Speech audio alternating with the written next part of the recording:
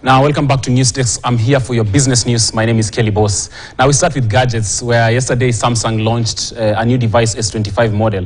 And of course, with the new devices right now, it used to be 3 years ago, it used to be better cameras, 200 megapixel for the S23 model back in the day and everything. But right now, phones are getting smarter. And so AI is the thing. Now, Samsung has unveiled the highly awaited S25 model to the market. According to Samsung, the Galaxy S25 is designed for enhanced performance, powered by AI that makes it easier to perform regular routines. Now, all the Galaxy models, including the premium Galaxy S25 Ultra, will introduce personalized Galaxy AI tools. Samsung says the new models will maximize operations for consumers. So for this particular phone, I think AI is the biggest thing. And a camera, of course, they always add something there. Samsung are usually, they know how to bite a bigger chunk, especially in terms of giving the consumers something to, something to go with. And so, yeah, a better camera there. But the first thing is Galaxy AI. Yeah. The idea is now we've gone at a different level, whereby we've now advanced the AI functionalities on our phone. So what we're saying is this time we are making it become like an assistant, like your personal agent. You'll be commanding it to do some things that you want it to do, and it will do it personalized. From S23 to S24, we saw a growth of 36%. We are looking at now having around 15 to 20% with the S25. The reception has been quite great, we can say, and we are proud to have released this flagship model with AI. So the consumer has given us good feedback, and we are seeing the utilization, especially on the areas of, say, creating photos, looking at things like language translate, looking at what we call circle to search. Now, yesterday we had an opportunity to, get a first look of the new Samsung S25 line devices, especially the Ultra.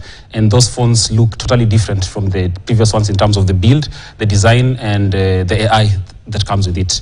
But away from gadgets and now to what effect did Trump have in the local market? The election of Donald Trump for the second time in office is having a ripple effect in the financial markets. Though optimistic, investors are keenly observing the implementation of America First agenda and ride on the expected growth. Noah Kimboi now reports. Donald Trump's second term in office under his America First agenda has left investors watching how he will execute the policies he promised on the campaign trail. On one hand, we know he's business friendly. He wants economic growth. He wants a strong U.S. economy. And arguably rate cuts, deregulation are supportive of that. But then on the other side, we see that he wants to impose tariffs. He wants to crack down on immigration. And arguably, these are inflationary. The unpredictability has already caused some worry in the market.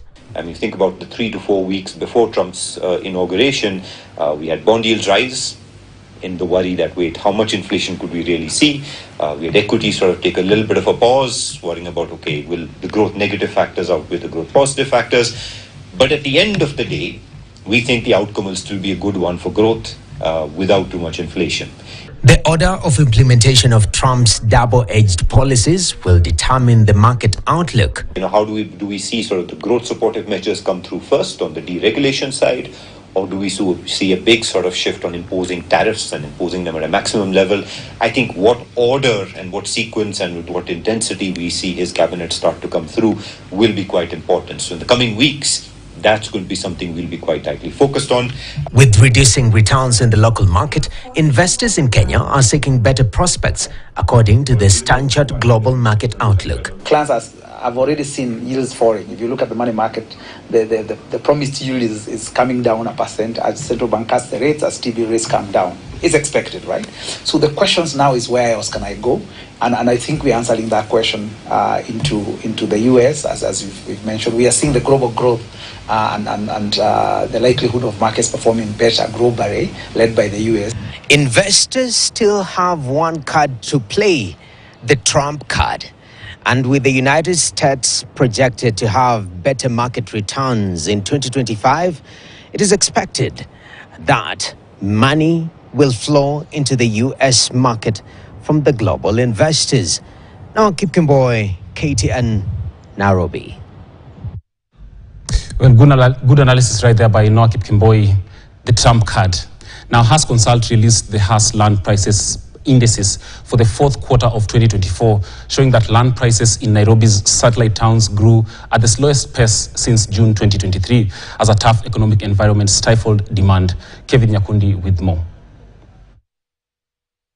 Satellite towns have in previous quarters seen impressive growth driven by both private and commercial property developers. Land prices in the Nairobi satellite towns expanded by 1.9% in the fourth quarter, the slowest margin since June 2023. Economic challenges and high interest rates impacted the ability of developers to finance land purchases.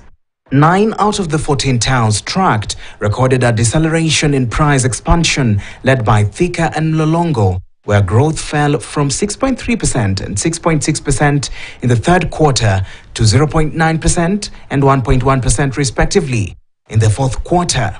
Kiambu and Ngong recorded negative growth, while notable declines were also seen in Ruiru from 4.9% to 3.2%, Syokimau 4.8% to 3.4%, and Kiserian from 4.7% to 2.0%.